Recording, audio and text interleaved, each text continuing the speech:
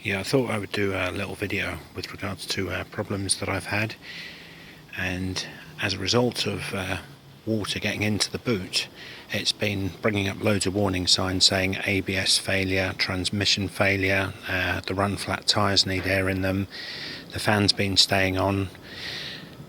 Inside the car, the blower fan, the aircon fan, even though I take the keys out, the car's locked, it still stays on. And also the parking distance sensors have been malfunctioning, and I found out what the problem is. Water is getting into the boot, which is where the electrics are, and there's 6 drain plugs, 3 on each side.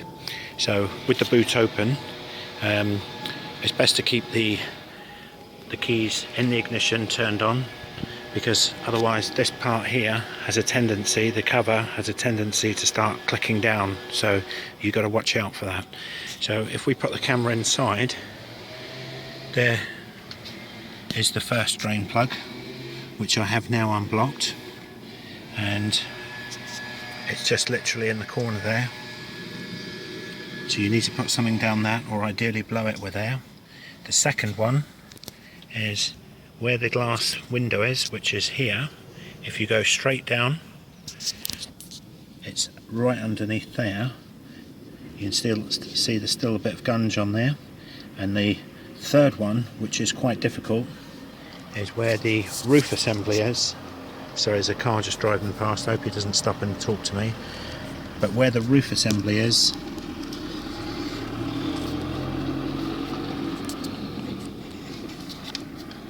I think you can just sort of see it right.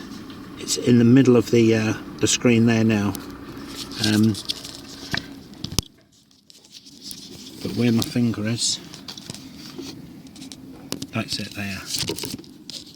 And that's the one that causes most of the problems. See where the end of my finger is? So you need to unblock all of those, ideally with compressed air, and then pour some boiling water down it. Not boiling water, warm water, sorry. But to get to these ones here, I've got some strim line off a strimmer, and what I've done, I've bent the end slightly, because these are not straight in. You have to turn it with a slight bend on it and keep turning it round, and then once you're in the right place, then it will start going in. But with the bend on it, that does help to, there you go, all of a sudden now it's in, and then you can start just pushing it down.